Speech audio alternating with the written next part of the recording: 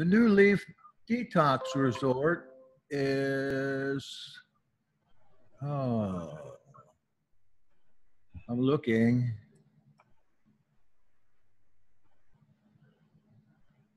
Here it's popping up. It's in Thailand.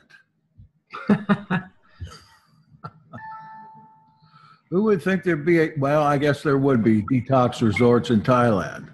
Yeah, I would suspect. Okay. I understand people go pretty nuts over there. Mm-hmm. Okay, so you want to wait for a couple more people, or? No, let's just get started. What do you say? Okay. All right, I'll introduce to you again Mark Heston, who lives in Washington State, and he's the author of a book. I've acclaimed it, an acclaimed book. I have it on the banner of the event. I don't know what that noise is. Banner of the event out there, Facebook. And he goes by the email address, Detox Whisperer.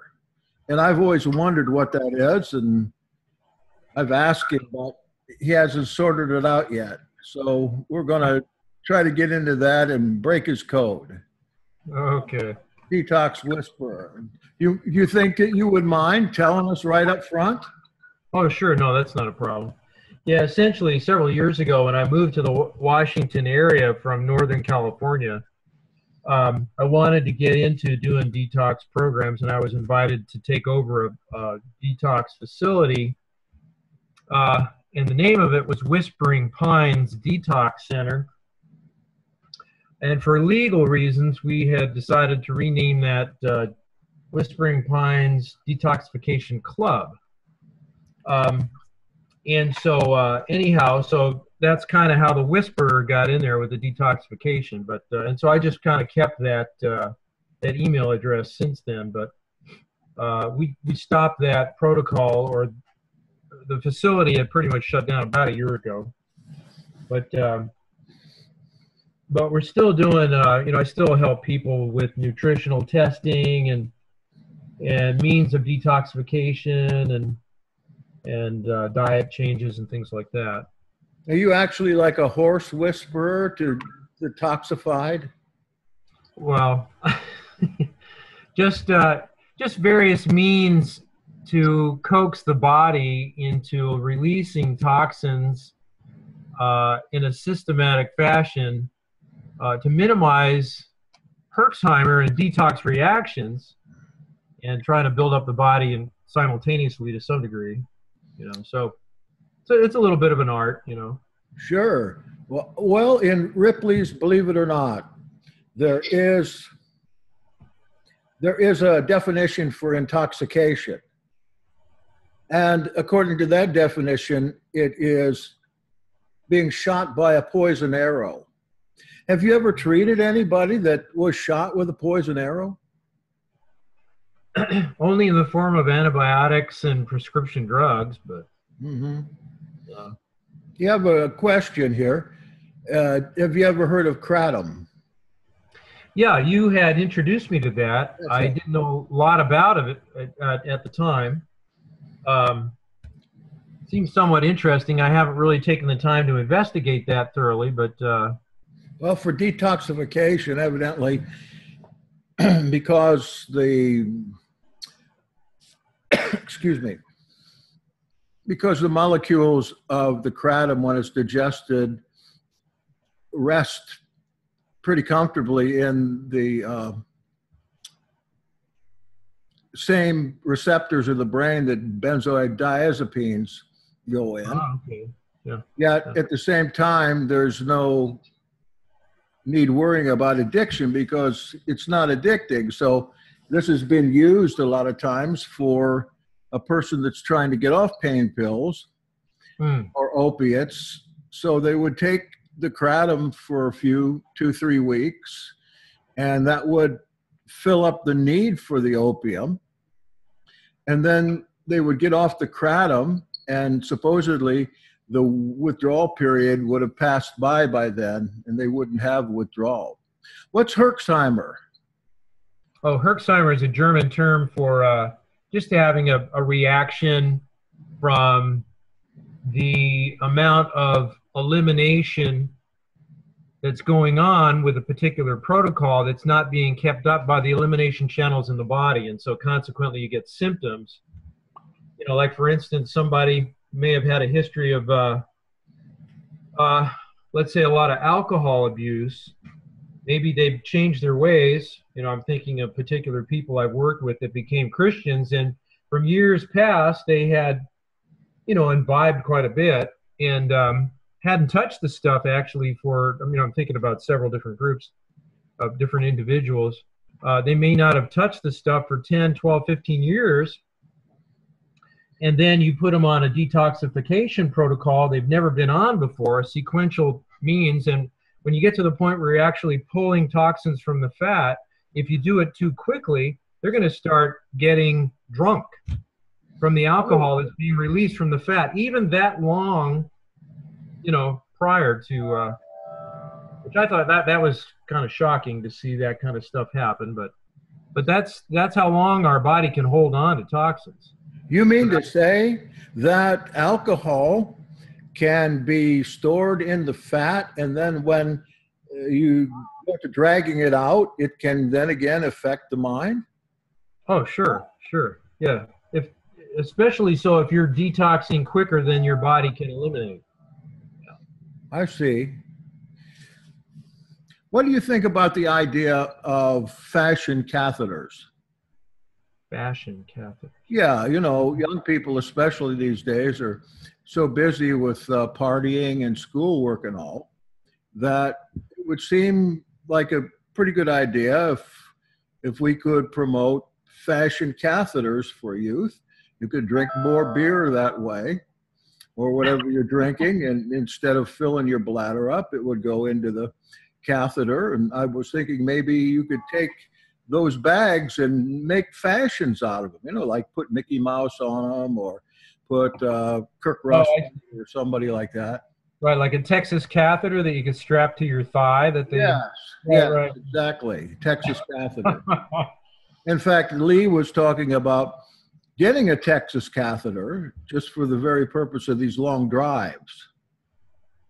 See, he's Scottish, so he would want some kind of Scottish plaid on there to maybe his family crest or something like that. There you go. You think that's a good idea? Yeah, there you go. That would be a very novel approach, that's for sure. I was thinking it would make a great church project. Oh, yeah. You don't seem too enthusiastic about that idea. Well, yeah, I don't know if I'd be the first one on the street to promote it, but yeah, you know, I should probably tell you, this last Passover, having been a vegetarian for many years, I was an Adventist for about 20 years, and during that time, I was a proponent of the vegetarian lifestyle. I wasn't raised that way, but as I got into the vegetarian diet, and I will say it took me several years to really kind of get that down. But I would say since I've been doing nutritional testing, I've been seeing some of the benefit of meat and animal proteins and fat. Just this past Passover, I was studying a little bit about lamb meat and fat, and studying into the blood, and was really kind of amazed with some of the things I found, the benefits of animal fat. As an Adventist, I had the misconception that the Hebrews did not partake of fat or blood. And it turned out that, yes, they did partake of fat, not the blood. I had the wrong idea of what Acts 15 talked about when James was heading the council there at Jerusalem, and they said that they were not going to make any particulars requirements of the Gentiles other than things strangled, fornication and all that. And I used to think it said, for them not to eat fat or blood, but I went back to that and found out, no, it's just blood. Anyway, so that just kind of got me into a whole new study, and came across another chiropractor who was a Christian. He was talking about fat, and he mentioned the word for fat in Hebrew, and it really kind of struck me. And of course, you and I know that, the letters in Hebrew, each letter has a particular meaning, and if you put those letters in a particular sequence, then you have essentially structured a sentence for the meaning of that word.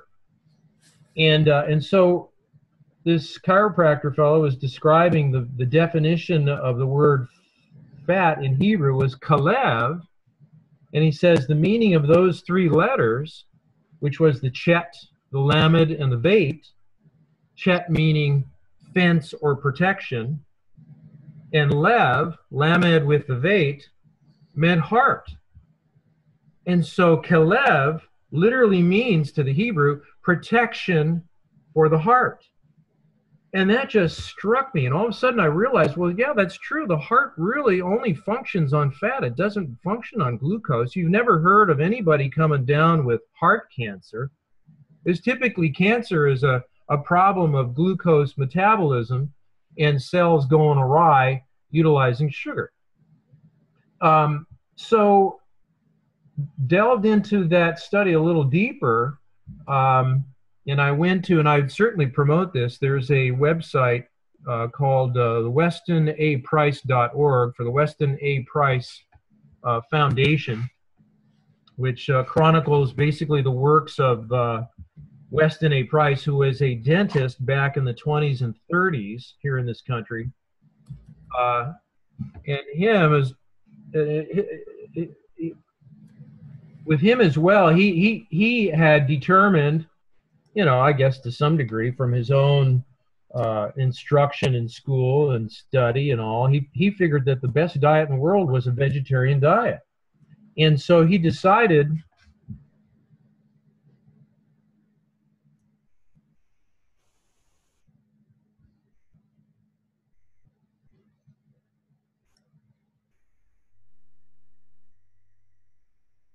I think Mark's gone into a paroxysm. Yeah, I think so too. Catatonic state. Oh, he'll come back on. His connection is never very good out there. I don't know why.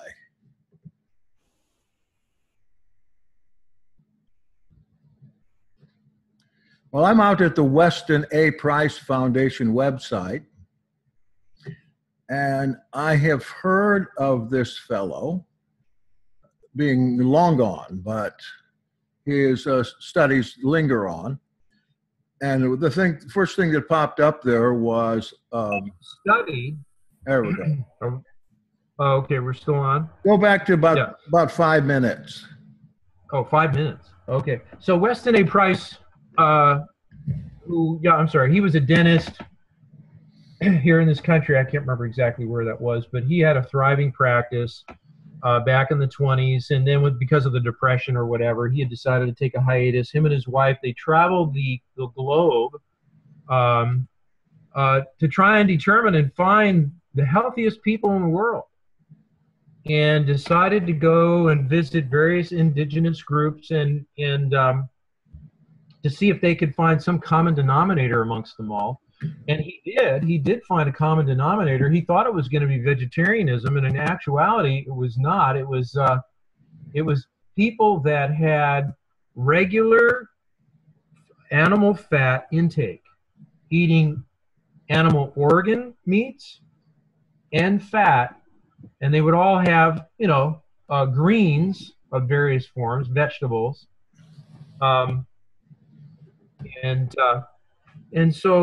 he would map out the dentition of a lot of these people, and they had perfect teeth. They didn't brush their teeth. They didn't use Crest, no Colgate, nothing like that. They would just use fibrous branches, etc., to brush their teeth when they needed to. And his book is loaded with pictures of these perfect and white Key. Healthy people, strong people, proper skeletal structures, strong arches in their feet, strong arches in their palate, and round faces where they had proper bone structure within the head, and as opposed to some differences in those categories in the Western civilizations. So anyway, and it turned out, and now science is kind of catching up with some of the things that Weston A. Price has been finding, that the balance of all the fat-soluble vitamins is ideally found in animal fat. And I think it's in Deuteronomy 32. I can't remember the verse, but came across this verse where it talked about the best foods that one could eat, and it in that sentence it listed the fat of lambs. And I thought, wow. And then when you go back and you look at, because the thing that kind of threw me was, I think it was in Leviticus that when it talked about the various sacrifices, and you're not to eat the fat of the ox or the sheep or the bull, but it didn't say anything about the young animals. Didn't say anything about the lamb, the calf, or the kid. And so when something was dedicated for a sacrifice, you were not to partake of any of that fat. And that's what that verse was specifically talking about. You are not to eat of the fat or the blood, specifically talking about the sacrifice. And not to eat the fat of the mature animal. But we know, we've heard the story about the prodigal son when he came home and the father went to go kill the fatted calf. We know that Abraham went out personally to get to slaughter the best of the calf and get curds for the 3 visitors that came by, right? And we know that our Savior was raised on butter and honey, it says. And that word butter is fat and honey. This is animal fat. And so it's like, wait a minute, we've got a whole different paradigm here. Now the medical profession now for, 60 plus years has been telling us that this is the worst thing you could possibly eat, is animal fat. And so, and what was it, back in the 50s, they had a big campaign to get people away from eating animal fat. And when the technology for developing this beautiful golden colored vegetable oil that they packaged in the clear plastic bottles, was now purported to be the best fat. And if you ever looked at like a Wesson or Mazola company, the refining industry for vegetable oil, the refineries were not very much different from that of the petroleum refineries. Incredibly huge areas needed with high-tech equipment to refine these so-called oils from vegetables to create this incredibly rancid food that they call foods. Is just amazing. We wonder why cholesterol levels go up. We wonder why cancer rates went up, why all different various forms of chronic diseases were starting to just skyrocket. It was great for the medical profession. Hospitals were opening up all over the place, and the pharmaceutical drug industry was just booming with new technology. I mean, it was a great hand-in-hand relationship right there. Anyhow, so they had, between that and the media, in conjunction with the help of the other arm of the medical profession called the FDA, pretty much had taken the American mind and turned us right around over the course of so many decades. To that better living through chemistry. Processed food is okay. you can get all the minerals and vitamins you need in your food. You don't need supplementation. And we'll just go ahead and we'll rape the land and put chemicals in the soil and forget about rotating the crops and not resting the land every 7 years, and we're just totally devoid of what we're supposed to be doing. Anyway, so yeah, so the word fat in Hebrew, kalev, and then the another word. Now the word for butter in Hebrew is kemah, and again it begins with a chet, right? A chet, a mem, and a hey. And the chet, again, fence or protection, and ma and is refers to the breath of the blood, or C, like the electrolytes in our blood. So the breath of the blood is, so technically butter would protect the oxygen and the electrolytes in our blood. And so science has now discovered that, gee, margarine just is actually creating a few more problems for us, because these trans fats, because it's a bent fat molecule, when it actually gets incorporated into every cell of our body, because every cell has a fatty what they call a phospholipid layer. And the reason for that is because fat is mobile and moves much more easily than almost any other molecule.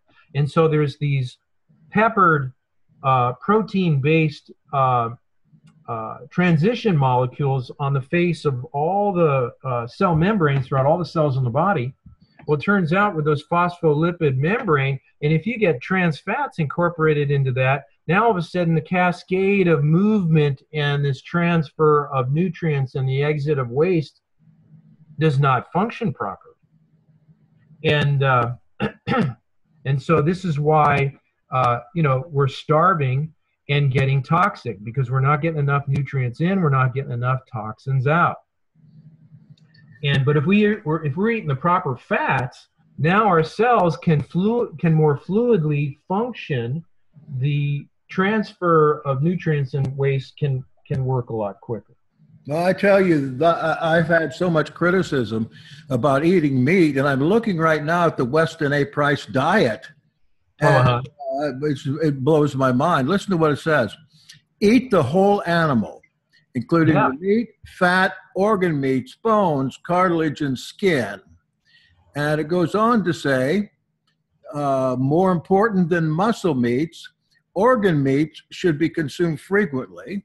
Always eat poultry with fat and skin. Make pate with the livers and hearts. Eat the gizzard also. And pork, okay to consume when cured, marinated in an acidic medium before cooking, or with lacto-fermented food such as sauerkraut. It says to prepare seafood with added fat. Eat the fish skin, etc., etc. Yep. This is just completely opposite. Right. We've been hearing the last 10 years. Right. Yeah, and so pretty good then, if that's the case. What's that? I should be pretty good. And by the way, that passage is in Genesis 45, 18 to 20, about eating the fat of the land. I know it's just figurative there as fat, but you would think that eating the fat would also include fat. Oh, you're talking fat of the land, right? Yes. Oh, okay, well, there's another verse, I think it's Deuteronomy 32, where it talks of the fat of lamb, L-A-M-B. Okay, Deuteronomy 32? Yeah, I can't remember the verse. All right. And it's listing the best foods, the best of grain, the rams, and it specifically says the fat of lambs. Oh, it's not in here. And so when I saw that, and of course, we think of the fatted calf and so the fat of young animals, and the reason why that is because they have been subsisting on their mother's milk through the early spring, when the mother's been eating the fresh grass. And so there's a lot of colostrum in the milk that lamb is eating, and then is eating the rich green grass through the summer, right? And so the fat in a lamb is an incredible food. It's almost a perfect food all by itself. Let me ask you about that colostrum. probably 20 years ago, colostrum was very much in demand for the sake of the immune system. And the thought at that time was this colostrum, which is the precursor to mother's milk, Right. had some types of disease preventative enzymes or something in there that if an adult ate them, they would actually help to make your immune system immune to common diseases. Right. Is that Right. that still true? Oh, absolutely. You think about, if our Savior ate with some degree of regularity, as it says, butter and honey, or that word butter also translates over to curds, cheese, milk, high-fat milk. And of course, they would keep that in a goat's stomach sack, like a canteen almost. And they would actually hang that on the tent door. And every time anybody went in and out, that little bag would shake. And so it would naturally culture. Oh. And so you would have this cultured milk. And if you had a colostrum-rich cultured milk, now you're making incredible probiotics in that milk that you are now taking into your own system. What science has, I would say, trying to think, maybe in the last 10 or 15 years, they've been doing more research on this. There's a particular molecule that is made from this combination of probiotics, colostrum, and raw milk. It's called GC-MAF, capital G, small c, capital MAF, and it's a glycoprotein, and MAF stands for macrophage activating factor. Oh. It's the strongest immune enhancer known to man, GC-MAF. And the way to make it, you can make it today. You can make it in your own home. And basically you get some raw milk, preferably goat's milk. Goat's milk seems to have the better ratio of fat. It's got beta casein instead of the alpha casein. It's a little easier to digest. But you get this raw goat's milk, and you put some colostrum in it. And you get the more diversity of probiotics that you can put in that in conjunction with the colostrum, the better off you're going to be. And you mix this in the milk, and you let it sit on the counter overnight. And in the morning, you have this beautiful, creamy, white, tangy tasted, like a liquid yogurt almost. And so just it ferments a little bit then. Technically, yeah. And so what happens is all those positive microorganisms that react to the sugars in the milk, they create these, if you will, byproducts, which are really are a probiotic. You think the term probiotic versus antibiotic. Anti means against, biotic means life. So what's an antibiotic? It's against life. But a probiotic is for life. We would prefer, and so probiotics actually work better at creating the proper balance of good to bad bacteria in our gut better than any kind of antibiotic. See, an antibiotic, many different kinds of antibiotics out there, all chemically, some petroleum-based chemicals. And what they do is when we take that, it sets up a totally different environment in the gut. So many times the bacteria don't necessarily die, but they go through a process of what's called pleomorphism. Now, the medical doctor will probably deny the concept of pleomorphism, but you ask any microbiologist, and he will say, oh, yeah, pleomorphism is a viable entity. And what that is a virus can turn into a bacteria can turn into a fungus. So depending on the environment and the pH, any one of those microorganisms can convert so that they can subsist in that new environment.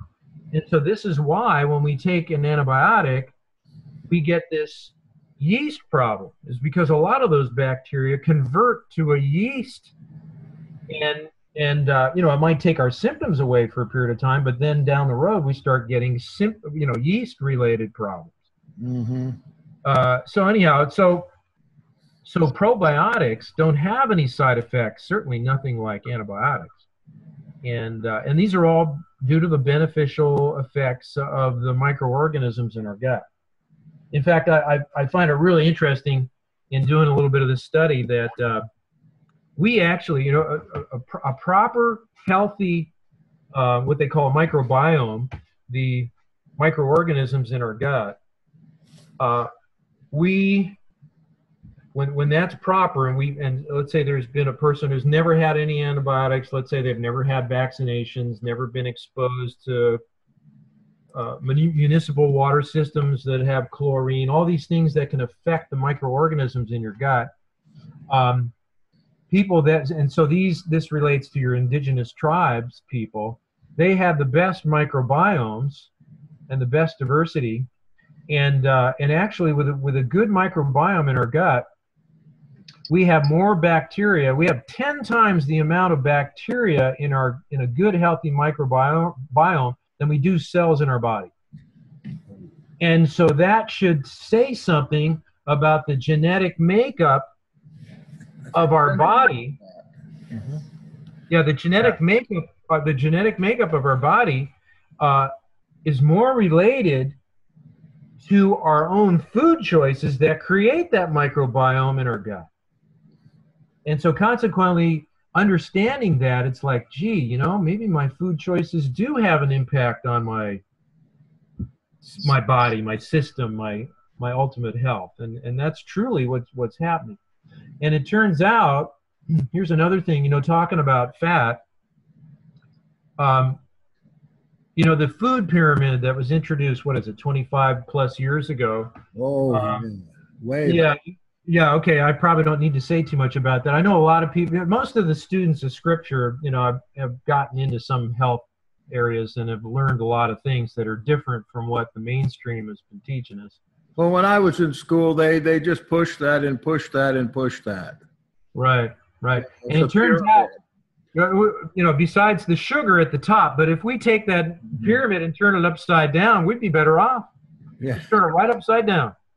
And so we need to be eating more meat, more fat, and less carbohydrates. It turns out that the primary food that's ideal functioning for our body happens to be fat and not carbohydrates. That's amazing. Isn't that something? And so it turns out that carbohydrates, which ultimately creates glucose in our blood, the body would see what that does. It calls forth the body's need for insulin. You need to have insulin levels raised up to a certain point to allow the glucose to get into the cell. Well, it turns out that if you're eating mostly fat, which by the way has a lot more calories to burn per molecule than a glucose is only going to give you 4 calories per molecule, whereas fat is going to give you 9 calories per molecule. And when you burn carbohydrate, you're going to have about 3 to 4 different kinds of waste products in the burning process, which basically exemplifies the fact that it's not very efficient. Whereas fat, when you burn fat, which again has got more calories, more than double the calories, it's a highly efficient fuel. No byproducts. No need for a hormone to raise up to get in the blood and allow the fat to get into the cell. The fat just goes right into the cell because every cell lining is composed of fat, and it just goes right in. So if we take good fat choices, we're going to burn fat. Because see, here's the other side of the coin. When we consume glucose, we think about grains, whether they're even whole grains or refined grains. When we're eating mostly carbohydrate, our insulin level rises to a certain point. And if we're taking carbohydrates at every meal, right, we're eating every 3, 4, 5 hours, and then what that means is our insulin level stays high because when we go to our next meal, the carbohydrate level is still high, and so the insulin has to stay up there. And so now the body's gotten into this metabolic momentum to keep the insulin at this certain level, and insulin actually creates more problems in the body than any other hormone. Because basically insulin is not intended to be the main source of fuel distribution hormone. It's not intended to be that way. Fat. We are designed to eat 70 to 80% fat.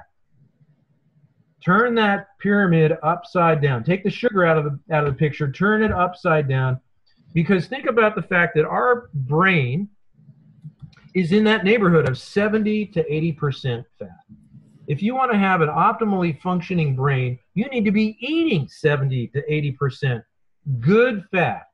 We're not talking about the Mazola or the Fleischmann's, any of that stuff. We're talking good fats like animal fat that's been treated properly, good tallow, coconut oil.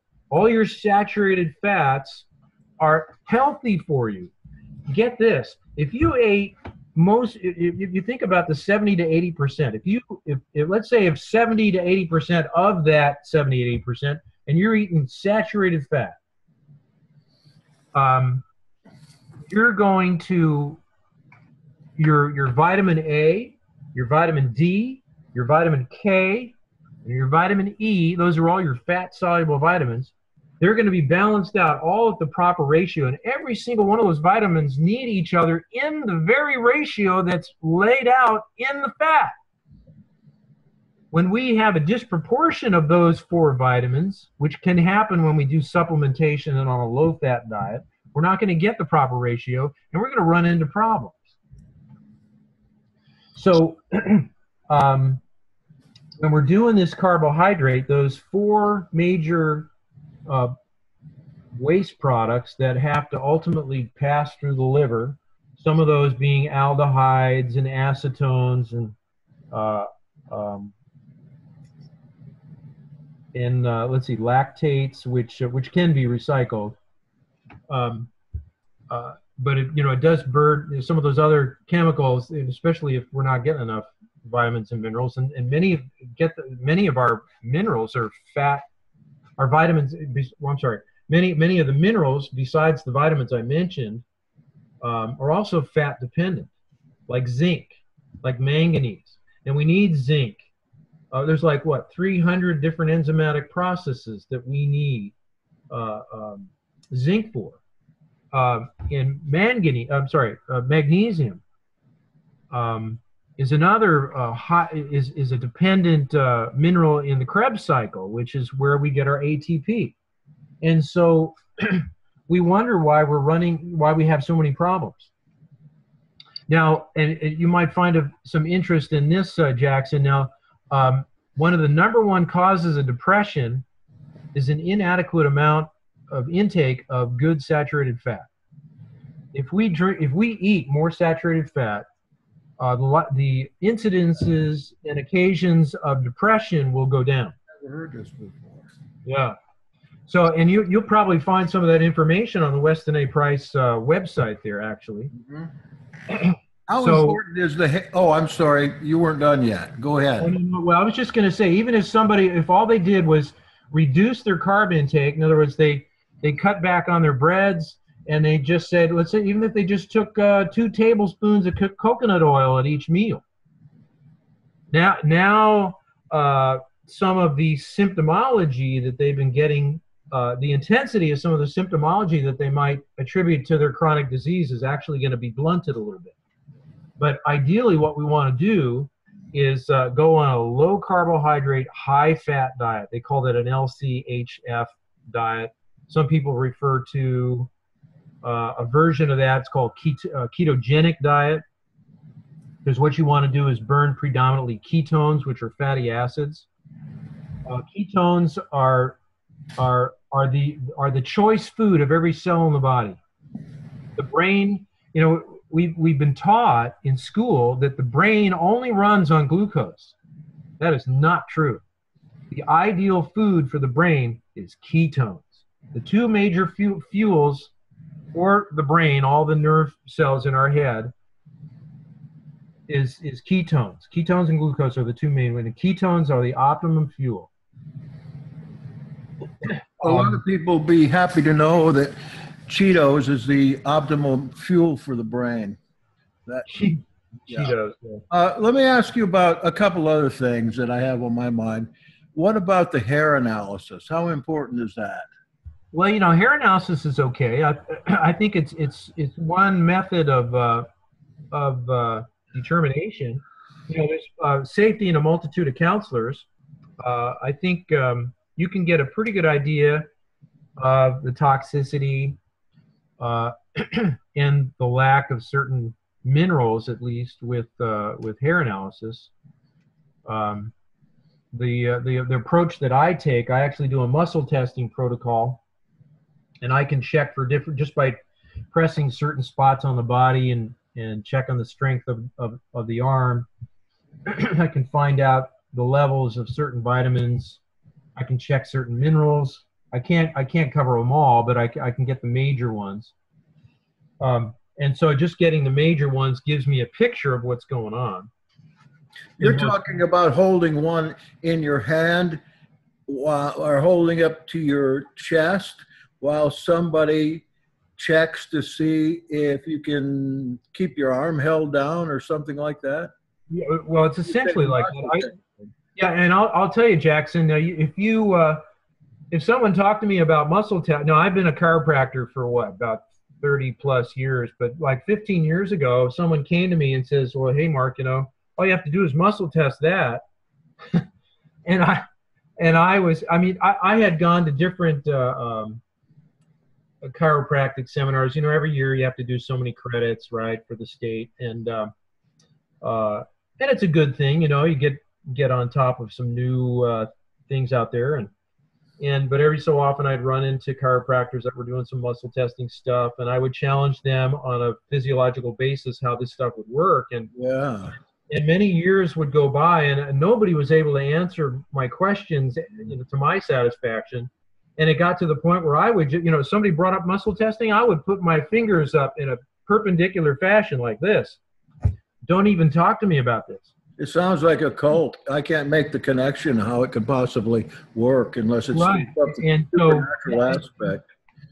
And then, doing chiropractic for so many years and seeing a correlation with issues with the same region of the spine with individuals. And I know, there's got to be a correlation in nutrition with these different areas that people keep coming up with, And so I, out of desperation, I had looked into various different nutrition companies and seminars and what have you to find out, is there some kind of protocol out there that we can use to figure this out? And so I sent away for this one DVD and threw it in my player and watched it. And lo and behold, it was a muscle testing thing. And I was about ready to pop it out and toss the thing. And I thought, no, I paid good money for it. I'm going to hear what the guy has to say. It was the best thing I ever did. Sit down and watch that. Because the guy literally walked you through the physiological aspects of the mechanism of how it worked. And when I saw that, I was like, oh my God, look at that. And verified some of the things he was talking about on a microanatomy level. I was like, every doctor in the country needs to learn about this. This is incredible. Now, I will say that there's different approaches to muscle testing. You have to go there's a particular way you have to approach it. You have to make sure the autonomic nervous system is actually functioning properly before you can go in and start testing all the organs in the body. Because if you have an error in functioning with the autonomic nervous system, you can come up with false negatives, and so or false positives. So this particular protocol that I was taught happened to be a sort of a diversified of various understandings of kinesiology, applied kinesiology, because like multiple generations of students and researchers that have come together bringing all these techniques together, and now we've got a really good streamlined approach to muscle testing that's pretty phenomenal. So consequently, here we have the human body, which all of us as Bible students understand is incredibly, fearfully, and wonderfully made. To the extent that within our own body is set up, our own body is its own diagnostic instrument. Not only can our body repair itself, but our own body can tell us what's going on in it if we know how to access it properly. And so that's what I've gotten into. Okay, I suppose that YouTube or someplace would give me a physiological explanation of how that works. The times that I've always refused to have it done because I consider it a cult, because Right. I don't know the connection. Now, Mary has a question about the rebuilding of cartilage. Oh, yeah. They've lost cartilage, and she's been going to various doctors for that, as have my mother, and we don't know what to do about that. Yeah. What can you do? Yeah. Well, I'll tell you, you know what the indigenous tribes would do? You know, they never had a need to get knee replacements or hip replacements. And it's because they ate cartilage. They ate the bone ends of their animals and all this stuff. And they lived to be in their 90s and up to 100. You know, I think of the Eskimos. They didn't even have vegetables, and they were just eating fat and blubber and the whole polar bear and the caribou and all this stuff. They were eating the whole animal, like you were talking about earlier, and they didn't have these problems. That was another big fad 20, 30 years ago, shark cartilage. Everybody was eating it. Right. Thinking it was, and of course, you can eat gelatin and chicken cartilage and that kind of thing. But they would say the shark cartilage is the best you can use. Of course, it's we've lost. There's certain traditions in the kitchen that have been lost over the last several generations to the benefit of the processed food industry. We used to make our own food from scratch in the kitchen. You know, our moms used to, work in the house, and they'd spend time making decent food. And so one of the things that we've lost is, if you take a whole chicken and let's say you've baked it in the oven, a lot of people have gotten into the habit of just tossing that carcass. What we need to do is take that carcass, put it in the pot with plenty of decent water, maybe a few vegetables, boil that stuff up, make yourself a bone broth, and you have to simmer that. So this is what I would tell. I would tell Mary, you take these chicken cartilages, carcasses, and after you've stripped off all the meat, take that carcass and just stick it in the water. Let it simmer for at least 12 hours, ideally about 24. And you can put some onions in there, carrots and celery, and if you want to cook it long enough to where the bones literally, you'll know you've gotten enough balance of the proper bone elements and cartilage when you can take a bone out of that broth and just break it with your bare hands with hardly any effort, right? The stuff just crunches in your hand. Now you've gotten all the benefits out of the bones and the cartilage. Ellie says on the Price site there's a great recipe for bone broth. Yeah. Okay. Yeah. And so we need to drink that. I would tell Mary to drink that. I would drink it every day, 2 times a day. We've gotten into a habit, and I'm not necessarily against coffee, but we get in the habit of coffee drinking. We need to get in the habit of broth drinking. That is incredibly healthy for us. Man, you'll sleep better.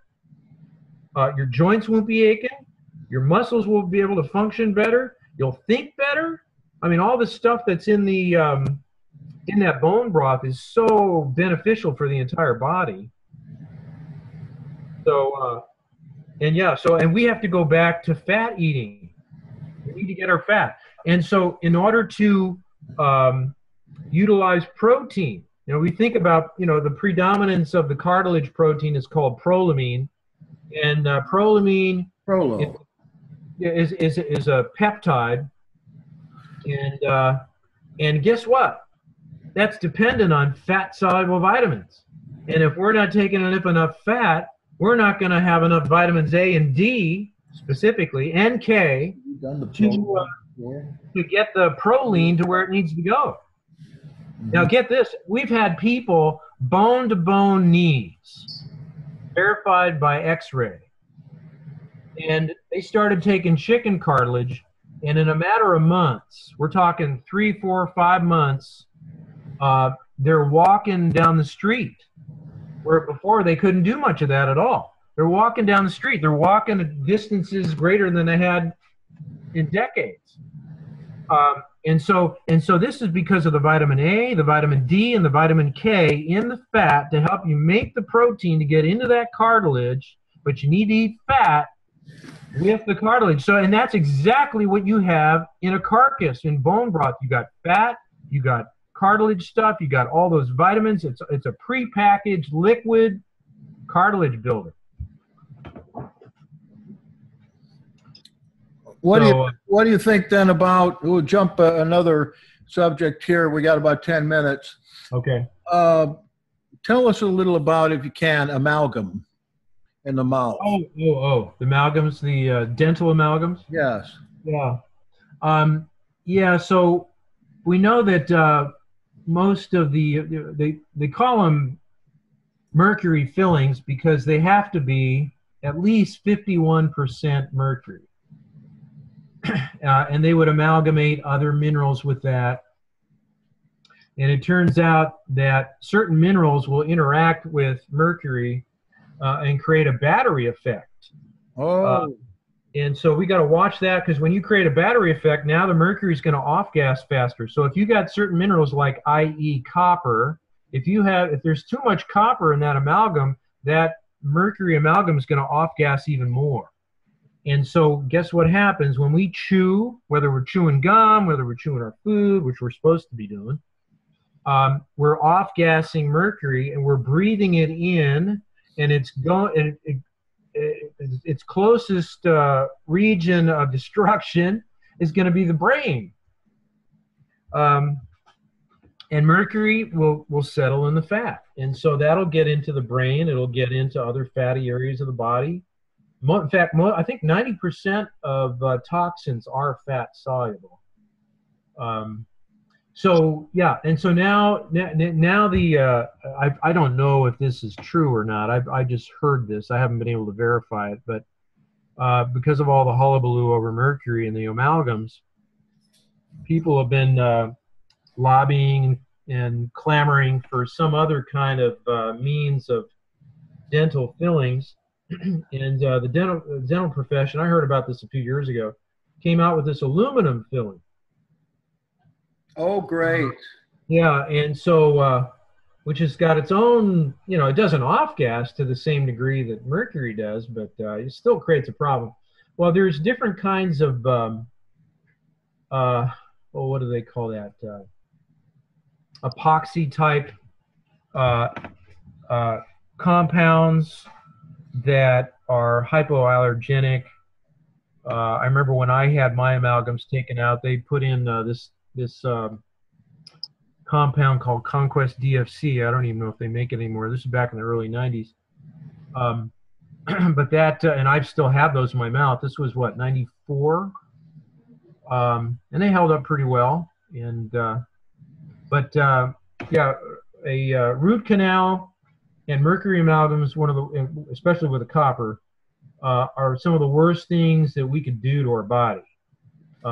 Root canals will set us up for chronic disease. And there is a correlation with every tooth in our body. It has a reflexive connection to various organs in our body. You can actually you can Google that, look it up. I suppose you could just type in organ relationship with the teeth. You're going to find various organs and their relationship. And so if you have a root canal on, say, one tooth or another, that could set you up for, maybe part of the reason why we're not getting to the bottom of, say, a liver problem. 95% of all breast cancers have some correlation back to the teeth. So, yeah, 95%. Yeah. So if we have mercury amalgams, boy, if we could, of course, the problem with that is depending on the degree of the filling determines, because when you have to drill that out, now you're making a bigger hole, which could make for a thinner tooth. So we have to be careful with that. And then, then there's the idea of the titanium post, people get it. So, you're much better off getting a tooth pulled than getting a root canal. I'll tell you that.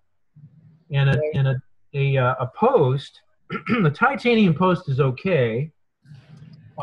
They now have zirconium posts and ceramic posts that, as far as we know, have no negative recourse on the body.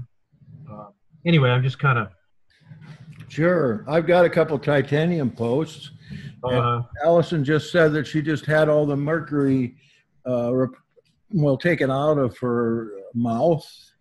That just seems like an incredible lot to have to go through, speaking of pain and everything. Right. Incredible. Right. Well, all my teeth have fallen out, so I'm okay. We've got 5 minutes. Does anybody else have a question or comment?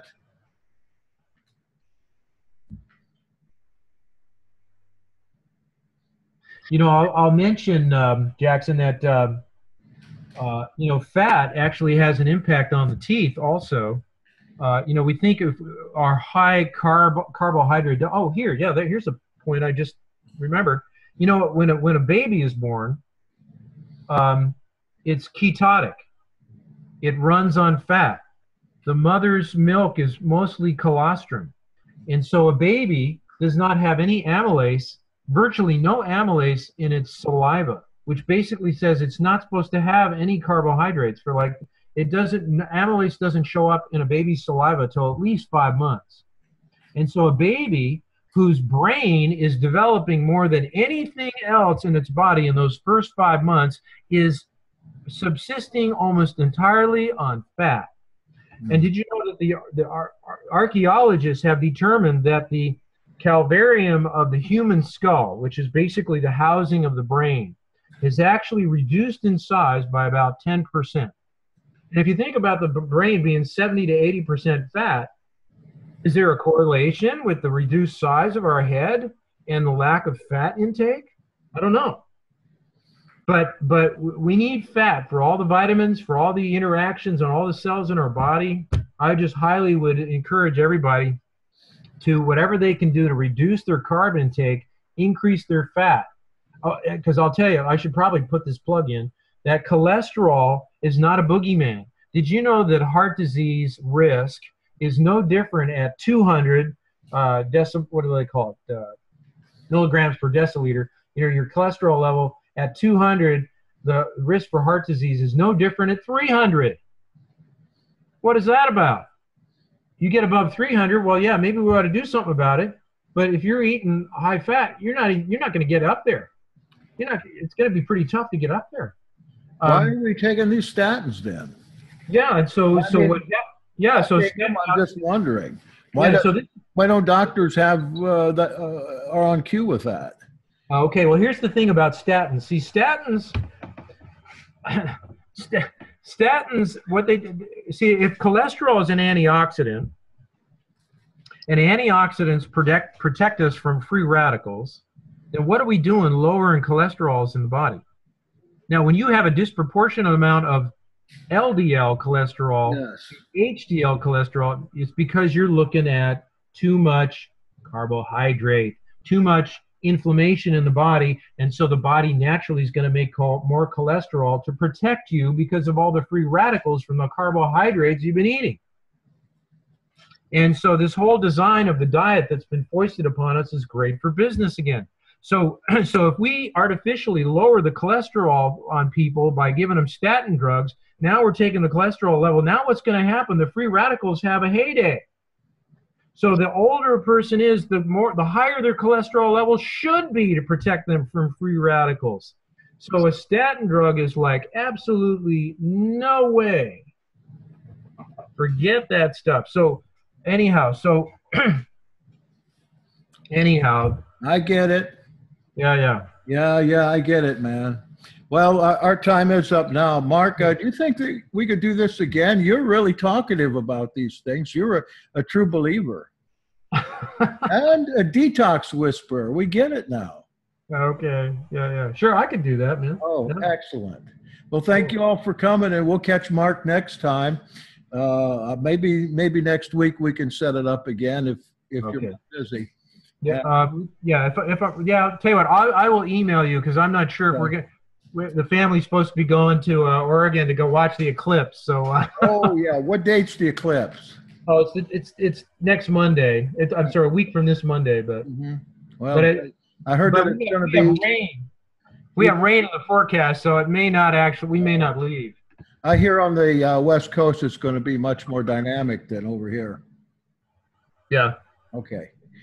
Okay. All right. Thank you all. Catch you next time. Everybody. Okay. Bye-bye.